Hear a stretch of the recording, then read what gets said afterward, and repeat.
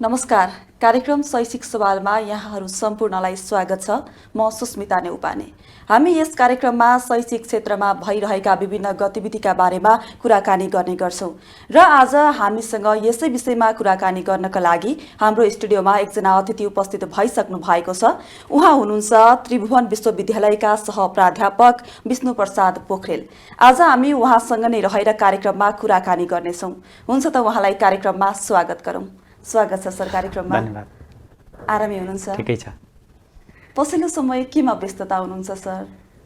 विश्वविद्यालयमा प्राध्यापन गर्ने भएको कारणले गर्दा विश्वविद्यालयकै अब क्रियाकलापहरू, शैक्षिक क्रियाकलापहरू, अनुसन्धान, त्यस्तै गरेर र क्याम्पसमा अध्यापन, अनुसन्धान लगायतका क्रियाकलापमा नै विश्वविद्यालयमा प्राध्यापकहरू त्यसैमै व्यस्त हुने हाम्रो दिनचर्या नै त्यही हुन्छ। अहिलेको चाहिँ शिक्षा क्षेत्र चाहिँ धेरै जसोको चासोको विषय पनि बनेको छ हैन? पछिल्लो समय चाहिँ शैक्षिक क्षेत्रमा गुणस्तर गुमेको हो कि भन्ने धेरै शिक्षाविदहरूले पनि भनिराख्नु भएको छ। के लाग्छ यहाँलाई चाहिँ? नेपालको शैक्षिक परिवेशलाई निर्देशित गर्ने नेपालको संविधान हो। नेपालको संविधानको धारा 31 मा एउटा शिक्षा सम्बन्धी हक, फन्डामेन्टल राइट, मौलिक हक अन्तर्गत शिक्षा सम्बन्धी अधिकार, एउटा नागरिकको शिक्षा सम्बन्धी अधिकार उल्लेख गरिएको छ भने धारा 33 मा रोजगार सम्बन्धी मौलिक हक उल्लेख गरिएको छ। र नेपालमा अहिलेसम्म जति पनि शैक्षिक क्रियाकलापहरू हुँदै गए त्यो धारा 31 र धारा 33 लाई मात्रै मनन गरिदिएको भए अहिलेको यो वितृष्णाको अवस्था सिर्जना हुने थिएन।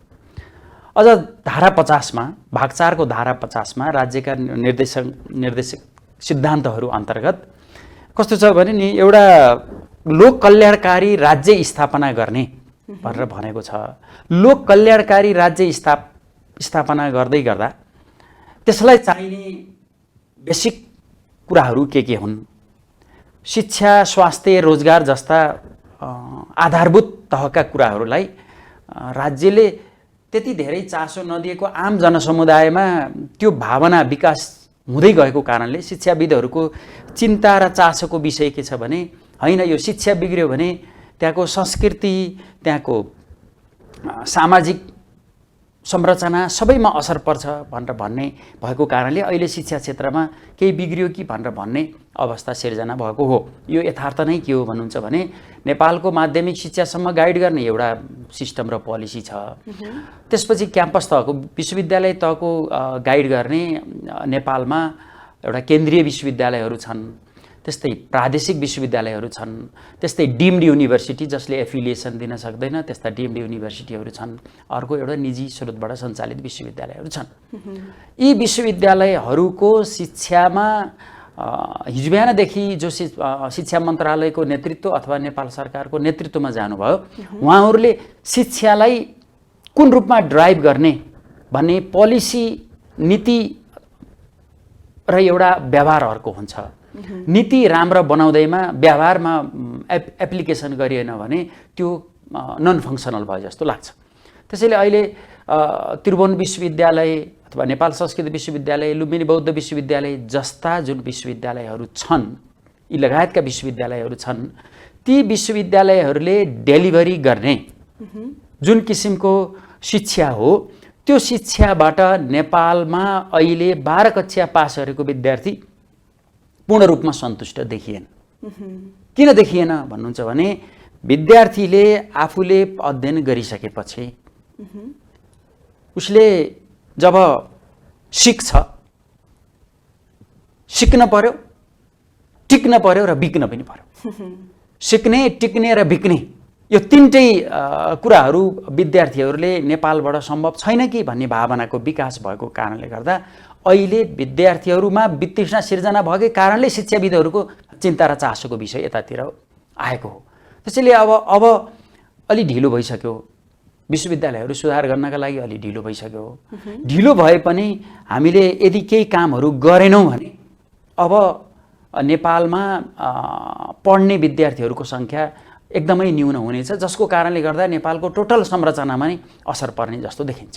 यहाँले भर्खरै भन्नुभयो टिक्न बिक्न होइन, सिक्न टिक्न र बिक्न चाहिँ विद्यार्थीहरूले सकिरहेका छैनन् नेपालमा चाहिँ।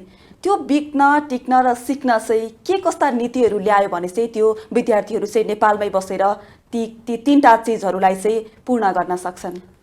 अब के छ भन्नुहुन्छ भने एउटा कुरा त नेपालमै टिक्ने अवस्था भनेको ग्लोबलाइजेसन र ओपन सोसाइटीमा सबैलाई नेपालमै राख्छु भनेर भन्ने कुरा पनि हाम्रो गलत हुनसक्छ।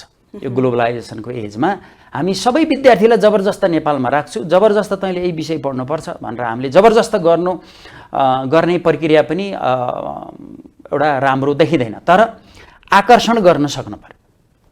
उदाहरणको लागि त्रिभुवन विश्वविद्यालयले इन्जिनियरिङ, मेडिसिन, व्यवस्थापन, ल जस्ता विषयमा नेपालमा रहेका विद्यार्थीहरूलाई टिकाउने मात्रै होइन, बाहिरबाट आएका विद्यार्थीहरू र बाहिरबाट आउने आकर्षण पनि विकास गर्न पर्यो। त्रिभुवन विश्वविद्यालयले आफ्नो पाठ्यक्रम परिमार्जन गरेर त्यसलाई सोसाइटीसँग जोडेर, त्यसलाई इन्डस्ट्रीसँग जोडेर अथवा त्यसलाई मार्केट डिमान्डसँग जोडेर यसरी संरचनागत रूपमा केही रिस्ट्रक्चरिङ गरेर बाहिरको विद्यार्थीलाई पनि आकर्षण गर्न पर्यो। त्यस्तै लुम्बिनी बौद्ध विश्वविद्यालय जहाँको भर्खर मात्र 2 महिना भयो त्यहाँको भेसी नियुक्ति हुनुभयो। नेपालको लुम्बिनी बौद्ध विश्वविद्यालय भनेको यस्तो विश्वविद्यालय हो जहाँ अहिलेसम्म पाएको नेतृत्वले त्यो मडीलाई चिन्न सकेको छैन। लुम्बिनी बौद्ध विश्वविद्यालय भनेको एक किसिमको मडी हो जहाँ थाइल्यान्डबाट विद्यार्थीहरू अध्ययन गर्न आउँछन्, चाइनाबाट विद्यार्थीहरू अध्ययन गर्न आउँछन्, म्यानमारबाट विद्यार्थीहरू अध्ययन गर्न आउँछन्, श्रीलङ्काबाट विद्यार्थीहरू अध्ययन गर्न आउँछन्, भियतनामबाट विद्यार्थीहरू अध्ययन गर्न आउँछन्, विभिन्न देशबाट अध्ययन गर्न आउँछन्। तर ती विद्यार्थीहरूसँग इन्टरेक्सन गर्दाखेरि यहाँ उहाँहरूले सोचे जस्तो करिकुलम, सोचे जस्तो यहाँको इन्भाइरोमेन्ट, उहाँबाट विश्वविद्यालयको जब विश्वविद्यालयमा अध्ययन गर्न आउँछ डे 1 देखि रिजल्ट प्राप्त गरेर उद्दीक्षित हुँदाको दिनसम्म विश्वविद्यालयले एक किसिमको सहजीकरण गर्नु पर्यो। भनेको खुलेका विश्वविद्यालयले मेरो त्यही वरिपरि सोसाइटीको विद्यार्थीहरू मात्रै पढाउँछु, युकेजी नर्सरीमा जस्तो सोसाइटी वरिपरिका मात्रै विद्यार्थीहरू पढाउँछु भनेर जाने दृष्टिकोण भयो भने त्यो दृष्टिकोण अहिले ग्लोबलाइजेसनको एजमा त्यो दृष्टिकोणले काम गर्दैन। त्यसैले लुम्बिनी बौद्ध विश्वविद्यालयले त्यहाँको दर्शन, त्यो दर्शनले अब जस्तो कि अहिले पिस एउटा एक किसिमको एउटा मोस्ट डिमान्डेड कन्सेप्ट छ पिस। लुम्बिनी बौद्ध विश्वविद्यालयको बौद्ध दर्शनलाई अहिलेको थेरापिटिक एस्पेक्टबाट पनि हेरेर लुम्बिनी बौद्ध विश्वविद्यालयले एउटा बौद्धिक दर्शन संसारभरि रहेका छरिएर रहेका बौद्ध मार्गीहरूलाई अध्ययन गर्न चाहनेहरूलाई त्यहाँ आकर्षण गर्न सक्नु पर्यो। नेपाल संस्कृत विश्वविद्यालय छ, पूर्वीय दर्शन साहित्यको एउटा केन्द्रबिन्दु हो। त्यो पूर्वीय दर्शन र साहित्यको केन्द्रबिन्दुमा विदेशबाट विद्यार्थी आउने वातावरण पनि नेपाल संस्कृत विश्वविद्यालयले सिर्जना गर्न पर्यो। आयुर्वेद भनेको हाम्रो पूर्वको कुरा हो, पूर्वीय दर्शन भनेको पूर्वको कुरा हो। आफूसँग भएको कुरा जसले बिक्री गर्न सक्दैन, नेपालसँग भएको मडी लुम्बिनी बौद्ध विश्वविद्यालयले, बौद्ध दर्शन संस्कृत विश्वविद्यालयले पूर्वीय दर्शन साहित्य त्यस्तै गरेर आयुर्वेद जस्ता कुराहरूलाई आफूसँग भएका कुराहरूलाई बिक्री गर्न नसक्ने मेरा विद्यार्थीहरू बाहिर गए भनेर रोइलो गरेर अहिलेको ग्लोबलाइजेसनको एजमा यो एकदमै रिजनल र र्यासनल छैन। र अर्को कुरा के छ भने हाम्रो पेडागोजीमा पनि चेन्ज गर्नुपर्छ, एउटा सिस्टममा केही चेन्ज गर्नु पर्यो। सिस्टममा चेन्ज अन्तर्गत के छ भन्नुहुन्छ भने 1 वर्षमा एकपटक इन्ट्रान्स लिन्छ, विद्यार्थी इनरोल भयो, त्यो इनरोलमा कहीँ पुग्दैनन् तर फेरि अर्को वर्ष कुर्नुपर्छ त्यही इन्ट्रान्सको लागि। जबकि विदेशी विश्वविद्यालयमा स्प्रिङ फल दुई किसिमको 2टा सेसनमा विद्यार्थीहरू भर्ना गर्ने गर्छ, तर हाम्रोमा त्यो पनि छैन। अहिलेभन्दा 50 वर्ष पहिलाको भर्ना गर्ने सिस्टम, 30 वर्ष पहिलाको करिकुलम, 20 वर्ष पहिलाको पेडागोजिकल स्ट्राटेजी प्रयोग गरेर विद्यार्थीहरूलाई हामीले यहाँ टिकाउन सक्ने अवस्था हुँदैन, विद्यार्थीहरूलाई बिकाउन सक्ने अवस्था हुँदैन। त्यसैले हाम्रो पेडागोजी कहाँसँग लिङ्क हुन पर्यो, हाम्रो करिकुलम कहाँसँग लिङ्क हुन पर्यो भने व्यावसायिक बन्नु पर्यो। कृषि विश्वविद्यालयमा अध्ययन गरेको विद्यार्थीलाई गोबर गनाउन भएन, माटो गनाउन भएन, मल गनाउन भएन। त्यहाँ गएर खन्दै गर्दा त्यो कोदालोको संरचना कस्तो हुन्छ भनेर भन्ने वातावरण सिर्जना हुन भएन। त्यो कृषि विश्वविद्यालयबाट पास गरिसकेको विद्यार्थीले म कृषिमा जाने हुँ, मैले कृषिलाई व्यवसायीकरण गर्छु, 20 कट्ठा जमिनमा धान लगाएर 20 क्विन्टल मात्रै उत्पादन हुने अवस्था हुँदाखेरि कसरी कृषि प्रधान देश अघि बढ्न सक्छ? त्यसैले त्यो कृषि पढेका विद्यार्थीहरूलाई माटो बसाउन पर्यो, त्यो गाईको गोबर भैँसीको गोबर बसाउन पर्यो, ताकि उनीहरू माटोसँग मिल्ने होइन मैले व्यवसायीकरण यहीँ गर्छु भन्ने वातावरण सिर्जना। गाईको गन्ध नै गनाउने, भैँसीको गन्ध नै गनाउने, कुखुराको गन्ध नै गनाउनेहरू कृषि विश्वविद्यालयबाट पास गरेपछि म त विदेश जाने हो। किन विदेश जाने? संरचना सिर्जना गर्यो त विश्वविद्यालयले। किन संरचना सिर्जना गर्यो भने उसले जोडेन, हाम्रो आवश्यकतालाई जोडेन। बाहिर करिकुलम के छ, त्यो बाहिर को माटो के छ, हाम्रो परिवेश के छ, त्यो जोडेन। त्यसैले अहिले विद्यार्थीहरू बाहिर पढ्नका लागि होइन, कति बेला देश छोडु भन्ने भावना सिर्जना भएको छ। यो देश आजै छोड्न पाए मेरो भविष्य सुनिश्चित हुन्थ्यो कि भन्ने 12 कक्षा पास गरेका विद्यार्थीहरूको त्यस्तो भावना सिर्जना भएको छ। नीति निर्माताले सोच्न पर्दैन? विश्वविद्यालयको नेतृत्व गरेको नेतृत्ववर्ग, भिसी, रेक्टर, रजिस्ट्रार लगायतले सोच्न पर्दैन? यो विश्वविद्यालयमा म कति बेला नेपाल छाडु भन्ने वातावरण सिर्जना गर्ने हामी पनि दोषी होइन? केही हदसम्म प्राध्यापक पनि दोषी होइन? केही हदसम्म नीति निर्माता दोषी होइन? हामीले अरूलाई मात्र दोष देखाएर हुन्छ र?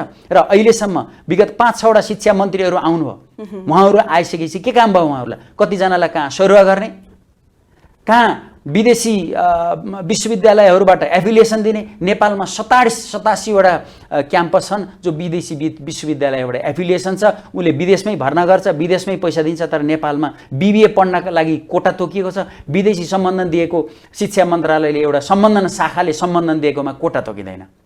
यही हो सिस्टम। यो सिस्टम नहुँदाखेरि नेपालका नीति निर्माताहरूले जुन किसिमको सिस्टम बनिदिनु भएको छ त्यो सिस्टमबाट चल्ने हो। तर त्यो नीति र व्यवहारमा एकदम मेलजुल देखिएको छैन। 4 वर्ष विश्वविद्यालयको नेतृत्व गर्न जाने व्यक्तिले पहिलो वर्षमा मेरो गुणस्तरमा मैले यहाँनिर परिवर्तन गर्छु। मेरो विश्वविद्यालयमा अहिले 37,000 विद्यार्थी छन् भने मैले 40,000 पुर्याउँछु। मेरो विश्वविद्यालयको अहिलेको सिकाइ उपलब्धि 50 छ भने मैले 60 औसत अङ्क मैले विकास गर्छु भन्ने एक किसिमको दृष्टिकोण लगाएर जानियो भने नेपालमा अझै पनि विद्यार्थीहरू यहीँ बस्ने वातावरण सिर्जना हुन सक्छ। त्यसैले युनिभर्सिटी र कम्पनीको टाइअप छैन, युनिभर्सिटीको प्रोडक्सन र मार्केटसँग टाइअप छैन, युनिभर्सिटीको प्रोडक्सन र रिसर्च बेस गरेर समुदायसँग जोड्ने टाइअप छैन। मात्रै के छ भने जागिर खानका लागि नेतृत्वमा जाने, शिक्षा मन्त्री भएर इतिहासमा एउटा फोटो झुन्डाउनको लागि शिक्षा मन्त्रालयमा जाने र यो देशको टोटल संरचनालाई डिसमेन्टल गर्ने सबभन्दा महत्त्वपूर्ण पक्ष भनेको शिक्षा मन्त्रालय। जहाँ अब सुन्नुहोस्, अब यदि यो 10% बजेट बढाएर 20% बनाइयो भने पनि नेपालमा विद्यार्थी टिक्दैन। किन टिक्दैन? उसलाई नेपालप्रति माटोप्रति माया होला, तर आफ्नो भविष्य सोचेर आजै छोडु कि नेपाल, भोलि छोडु कि भन्छ। विद्यार्थीले मात्रै छोडु भन्दैन, व्यापारीले म नेपाल छोडु कि भन्छ, थाई जागिरी निजामती कर्मचारीले नेपाल छोडु कि भन्छ, कहीँ कतै फाइनेन्सियल सेक्टरमा काम गरेको व्यक्तिले नेपाल छोडु कि भन्छ। यो अवस्था सिर्जना किन भयो? यसको बारेमा हाम्रो चिन्तन हुन पर्दैन? हामीले मात्रै एउटा दुईटा कुरा अहिले टप लेभलमा एउटा दुईटा कुरा गरेर स्टन्टबाजी गरेर होइन कि बटम लेयर जरामा जनताको आवश्यकता के छ, विद्यार्थीको आवश्यकता के छ भन्ने ख्याल गरिएन भने नेपालको अहिले भएको अवस्थाभन्दा आगामी अवस्थामा यहाँ इन्जिनियरिङ पढ्ने विद्यार्थी हुने छैनन्, यहाँ मेडिसिन पढ्ने विद्यार्थी हुने छैनन्, यहाँ ल पढ्ने विद्यार्थी हुने छैनन्, खण्डहर हुने अवस्था सिर्जना हुन सक्छ। त्यसैले अहिले निर्मम भएर सोच्ने बेला आएको छ कि यी 4 वर्षमा मैले 4 वटा नयाँ कुरा गर्छु जसको कारणले विश्वविद्यालयको गुणस्तर बढेर अब यहाँ थाइल्यान्डका विद्यार्थी नेपाल आउन्, चाइनाका विद्यार्थी नेपाल आउन्, अमेरिकाका विद्यार्थी नेपाल आउन्, अस्ट्रेलियाका विद्यार्थी नेपाल आउन् र नेपालको जो सम्पत्ति छ, चाहे आयुर्वेद हाम्रो सम्पत्ति होस्, योगा हाम्रो सम्पत्ति होस्, दर्शन हाम्रो सम्पत्ति होस्, यो सम्पत्ति अथवा मेडिटेसन हाम्रो एउटा सम्पत्ति होस्, त्यो short term long term course develop गरेर हामीले एउटा एसिस्ट गरेर नेपालको शैक्षिक अवस्थालाई परिवर्तन गर्न पर्ने अहिलेको प्रमुख आवश्यकता त्यही छ। अहिले चाहिँ त्रिभुवन विश्वविद्यालयले पनि विद्यार्थीहरूको इक्जाम नै ढिलो गरिदिने, इक्जाम लिइसकेपछि रिजल्ट पब्लिस्ड ढिलो गरिदिने, विद्यार्थीले चाहिँ एउटा इक्जाम दिएर अर्को कुरा गर्ने भनेर सोचिरहेका हुन्छन् होइन। तर हाम्रो त्रिभुवन विश्वविद्यालयबाट नै यस्तो अवस्था सिर्जना हुन्छ भने पक्कै पनि विद्यार्थी त विदेश पलायन भइहाल्छन् नि। यो अवस्थालाई रोक्न चाहिँ अब के कस्ता कदमहरू चाल्नुपर्छ? त्रिभुवन विश्वविद्यालय लगायतका नेपालका 17 विश्वविद्यालयहरू छन्, उहाँहरूले इन्ट्रान्स लिने दिन जुन दिन प्रवेश परीक्षाको मिति तोक्नुहुन्छ, एउटा सिस्टमबाट क्यालेन्डर बनाएर प्रवेश परीक्षाको मिति तोक्दै गर्दा उहाँहरूले रिजल्टको मिति पनि त्यही दिन तोकिदिनुपर्छ। मेरो प्रवेश पत्र, मैले प्रवेश पत्र बुझ्दै गर्दा 2080 साल कार्तिक महिनामा मैले प्रवेश परीक्षा दिएँ भने 2081 सालको कार्तिकमा मैले मेरो नतिजा प्राप्त गर्छु भन्ने एस्युरेन्स दिएर भर्ना गर्नुपर्छ विद्यार्थी नम्बर 1। नम्बर 2, विश्वविद्यालयभित्रको संरचनाले परीक्षा, चाहे त्यो आन्तरिक परीक्षा होस् चाहे त्यो वार्षिक परीक्षा होस्, विद्यार्थीलाई टोटल अन्तिमसम्मको क्यालेन्डर दिनुपर्छ। र यदि विद्यार्थीहरूले कुनै विषयमा विद्यार्थीहरू मानौँ 10 जना 15 जना 20 जना भए, थोरै विद्यार्थीहरू भयो भने ती विद्यार्थीहरूलाई विषयगत समायोजनको मुद्दा पनि सँगसँगै लिएर जानुपर्छ। त्यसैले एउटा शैक्षिक क्यालेन्डर, विश्वविद्यालयहरूले शैक्षिक क्यालेन्डर तोकेर आफ्ना भर्ना गरेका विद्यार्थीहरूलाई 3 वर्षे कोर्स हो भने 3 वर्ष सक्दा उसले सर्टिफिकेट हात पार्नुपर्छ। 4 वर्षे कोर्स हो भने 4 वर्ष सकिँदा हात पार्नुपर्छ। यदि होइन भने नैतिकताको आधारमा उहाँहरूले राजीनामा दिनुपर्छ। यदि 4 वर्ष नियुक्ति भएको व्यक्ति पहिलो वर्षमै उहाँका निश्चित टिओआरहरू पुरा गर्न सक्नु भएन, विद्यार्थी सङ्ख्या बढाउन सक्नु भएन, विद्यार्थीलाई समयमा नतिजा दिन सक्नु भएन, विद्यार्थीहरूको गुणस्तर बढाउन सक्नु भएन, विद्यार्थीहरूले उत्पादित विद्यार्थीहरू मार्केटमा गएर सेलेबल कमोडिटीको रूपमा मार्केटमा जान सक्ने अवस्था सिर्जना भएन भने उहाँले नैतिकताको आधारमा बिचमा 1 वर्षमै राजीनामा दिने सिस्टम डेभलप गर्नुपर्छ। होइन भने 4 वर्षसम्म बस्ने विश्वविद्यालयलाई 18 महिना 16 महिना 14 महिना 15 महिनासम्म रिजल्ट कुर्न लगाउने, त्यो विद्यार्थी रिजल्ट कुर्दै विदेश गएर र ऊ नेपालमा बस्ने मनै नभएर विदेश जाने अवस्था सिर्जना हुन सक्छ। त्यसैले विश्वविद्यालयको करिकुलममा परिवर्तन गर्नुपर्छ। विश्वविद्यालयको यो नतिजा प्रकाशित गर्ने समय अवधि बढीमा 90 दिन भन्दा 91 दिन कुनै पनि विश्वविद्यालयको नतिजा प्रकाशन गर्न 91 दिन लाग्यो भने नैतिकताका आधारमा राजीनामा दिने सिस्टम विकास गर्नुपर्छ। होइन भने त्रिभुवन विश्वविद्यालय नेपालको सबैभन्दा ठुलो विश्वविद्यालय जसमा 74% विद्यार्थीहरू अध्ययन गरिरहेका छन्, लाखौं विद्यार्थीहरूको भविष्यमा खेलवाड गरेर विश्वविद्यालयको पदमा बसिरहने कसैलाई नैतिक अधिकार हुँदैन। त्यसैले प्राध्यापकहरूले आफ्नो कक्षा कोठामा पढाउनु होइन भने उहाँहरूले नैतिक दायित्व लिनुपर्छ। उहाँहरूको नतिजा बिग्रियो, प्राध्यापकहरूले प्राध्यापन गरेको विद्यार्थीहरूको नतिजा बिग्रियो भने प्राध्यापकहरूले दायित्व बोध गर्नुपर्छ। विश्वविद्यालयको पदमा जे काम गर्न बसेको कर्मचारी हो कर्मचारीको काम, प्राध्यापक हो प्राध्यापकको काम, त्यस्तै गरेर विश्वविद्यालयमा भएका पदाधिकारीहरू उहाँहरूले काम तत्त लेयरमा नयाँ किसिमको निर्मम तरिकाले मेरो आफ्नो टिओआर डेभलप गरेर विश्वविद्यालयले काम गर्यो भने यो विश्वविद्यालयमा थोरै केही परिवर्तन हुन सक्ने अवस्था छ। होइन भने म 15औं भिसी भएँ, म 16औं भिसी भएँ, म 13औं भिसी भएँ भनेर भन्ने भविष्यमा फोटा टाँस्ने बाहेकहरू केही अवस्था सिर्जना नहुन सक्छ। त्यसैले विश्वविद्यालयले जागिरे उत्पादन मात्रै गर्ने होइन, विश्वविद्यालयले व्यवसाय गर्ने व्यक्तिहरूको पनि उत्पादन त्यहीँबाट गर्नुपर्छ। विश्वविद्यालय मैले पास गरेपछि जागिर खाने हो भनेर भन्ने होइन, मैले पास गरेपछि व्यवसाय गर्ने हो, मैले पास गरेपछि मेरो टेक्निकल एजुकेसनलाई यसरी अघि बढाउने हो भनेर। त्यसैले अहिलेसम्म भएका जुन प्रधानमन्त्री, शिक्षा मन्त्री अथवा विश्वविद्यालयका नेतृत्व उहाँहरूलाई भविष्यमा आउने पुस्ताले सराप्नेछ। उहाँहरूकै कारणले होइन यो देश छोडेर कति बेला देश भागौँ भन्ने गराउने यो परिवेश सिर्जना भएको होइन। त्यसैले नेपालको शिक्षामा अब विश्वविद्यालयका पदाधिकारीहरू खाली हुने अवस्था पनि छ।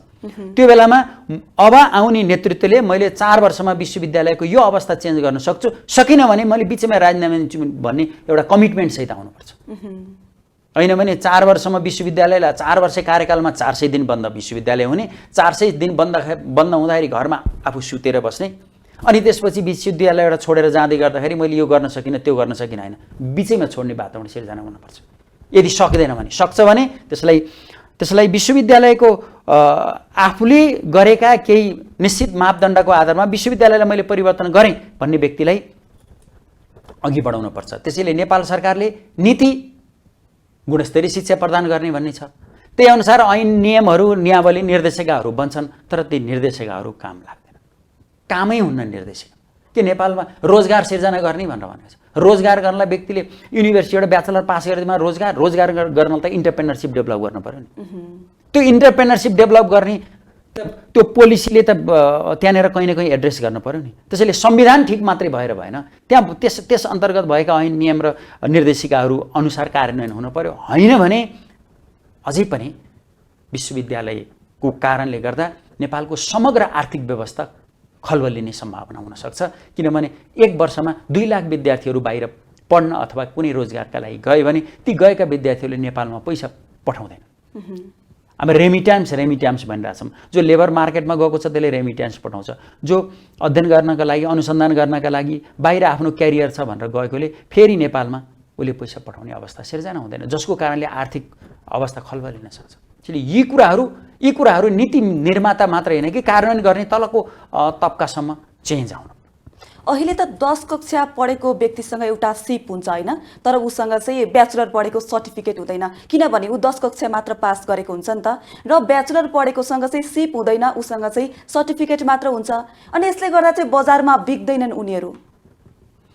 अब यो बजारमा नबिक्री किन भयो भनेर अनुसन्धान गर्नु पर्यो। बजारमा किन बिकेन त? ब्याचलर पास गरेको विद्यार्थी बजारमा किन बिकेन? बजारमा बिक्ने स्किलको कारणले बिकिन सक्छ, नलेजको कारणले बिक्न सक्छ, उसैले आफूले व्यावसायिक क्रियाकलाप सिर्जना गरेर बिक्न सक्छ, स्वरोजगार सिर्जना गरेर बिक्न सक्छ। यो बिक्न के कारणले सक्दैन भन्नुहुन्छ भने जब त्यसलाई मार्केटसँग जोडिन्न, जब शिक्षालाई उद्योगसँग जोडिन्न, शिक्षालाई माटोसँग जोडिन्न, शिक्षालाई व्यवसायसँग जोडिन्न, शिक्षालाई एक किसिमको सोसाइटीसँग जोडिन्न भने त्यो शिक्षा बेरोजगार उत्पादन गर्ने एउटा संस्थागत रूपमा संरचना बनेको हुनसक्छ। त्यसैले यो जागिर दिने कन्सेप्टबाट मात्रै अघि बढ्यो भने नेपालको शैक्षिक प्रणाली यही रहिरहन सक्छ। र जागिरे मानसिकता भएका व्यक्तिहरूले ऐन बनाउने, त्यही अन्तर्गत संरचनामा फेरबदल रिस्ट्रक्चरिङ नगर्ने, त्यही अनुसार त्यही जस्तो कि 48 सालको माइन्डसेटले 80 सालमा काम गर्ला र 48 सालको माइन्डसेटले त 80 सालमा त काम गर्दैन।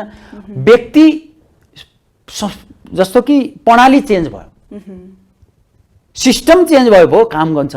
व्यक्ति उही छ, उसले उही सिस्टममा काम गर्न खोजेको छ भनेपछि त उही के हुन्छ भने नि हामीले कस्तो किसिमको मेसिन बनाइन्छ, वस्तु राख्दाखेरि त्यही किसिमको उत्पादन त्यही अनुसार हुन्छ। त्यसैले अहिले नेपालमा विद्यार्थीहरू पलायन हुनुमा प्रमुख दोषी भनेको हाम्रो पोलिसी हो।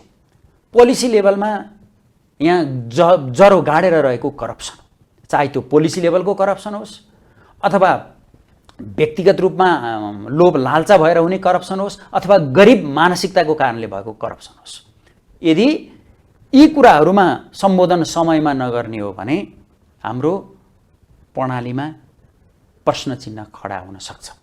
अहिले त नेपालमा यस्तो सिर्जना अवस्था भइसकेको छ, एउटा 5-6 वर्षको बच्चालाई भविष्यमा के बन्छौ भनेर सोद्धाखेरि म विदेश जान्छु, ऊ त्यतिसम्म सोच्न बाध्य भइसकेको छ। बाध्य भएको होइन, बाध्य गराइएको। हाम्रो शैक्षिक पोलिसीले सानो बच्चालाई नै म विदेश जान्छु भन्ने वातावरण सिर्जना गरिएको। हाम्रो पाठ्यक्रमले म यहीँ बसेर गर्छु भनेर भन्ने भावना सिर्जना गर्दैन। हाम्रो प्र्याक्टिसले, चाहे त्यो पोलिटिकल लिडरहरूको एक्टिभिटिजहरूको होस्, राजनीतिक नेतृत्वमा गएको व्यक्तिले मैले घर बनाउनको लागि राजनीति गरेको, मैले पैसा कमाउनको लागि राजनीति गरेको, मैले छोराछोरीलाई राम्रो विदेश पठाउनका लागि राजनीति गरेको हो, मैले मेरा नातागोता भान्जा भान्जीहरूलाई जागिर ल्याउनका लागि राजनीति गरेको हो भन्ने जुन दिनसम्म कन्सेप्ट रहिरहन्छ त्यो दिनसम्म सामान्य जनताका छोराछोरीहरूको सकारात्मक भावना सिर्जना हुने अवस्था आउँदैन।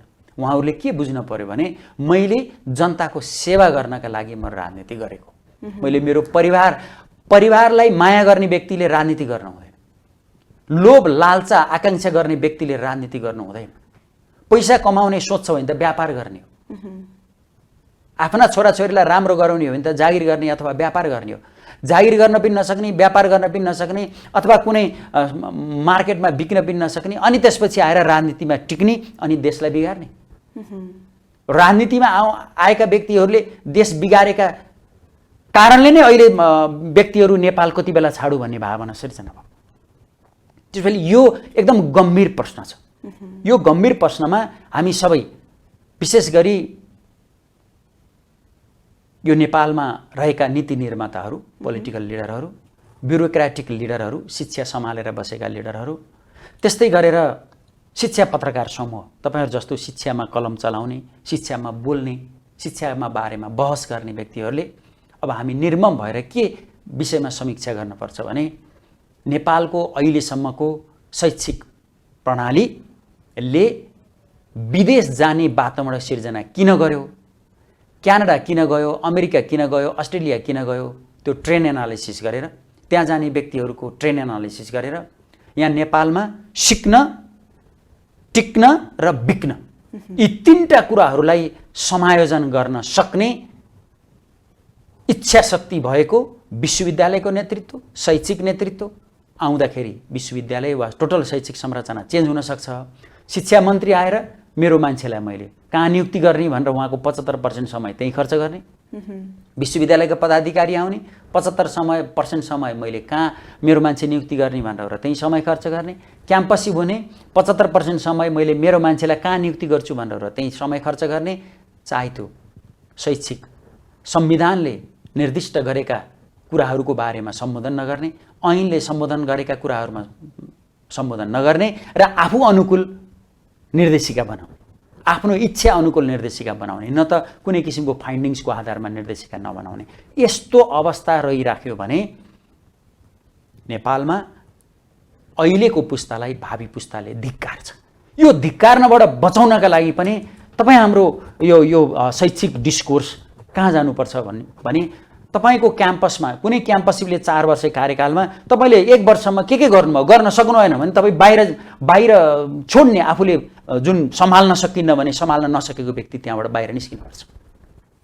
यदि उसले सम्हाल्न सक्दैन भने एउटा गाई हेर्न गएको, भैँसी हेर्न गएको व्यक्तिले त त्यो भैँसी गाई गोठालाको रूपमा सम्हाल्न सकेन भने मैले सकिनँ भनेर फर्किन्छ भने एउटा देशको नेतृत्व गर्न गइरहेको व्यक्तिले सम्हाल्न नसकेपछि फिर्ता हुनु पर्दैन। त्यो हुने सिस्टम डेभलप गर्नुपर्छ, एउटा नैतिक बन्धनमा बाँधिनुपर्छ। हवस् त सर, आजलाई कार्यक्रम शैक्षिक सवाल यति नै। कार्यक्रममा आफ्नो व्यस्तताका बावजुद पनि आइदिनु भयो, यहाँलाई धेरै धेरै धन्यवाद छ। धन्यवाद। विशेष गरी नेपालको शैक्षिक प्रणालीको बारेमा र नेपालको शिक्षामा केही न केही इन्टरभेन्सन गर्नुपर्छ भनेर भन्ने यो भावना टिभी टुडेले सिर्जना गरेर यी कुराहरूमा यी सवालहरू उठाउनु भएकोमा यो सम्पूर्ण परिवारलाई पनि हृदयदेखि नै हार्दिक आभार व्यक्त गर्न चाहन्छु। धन्यवाद। हवस् त दर्शकवृन्द, आजलाई कार्यक्रम शैक्षिक सवाल यति नै। हामी सम्पूर्ण बिदा चाहन्छौँ। नमस्कार।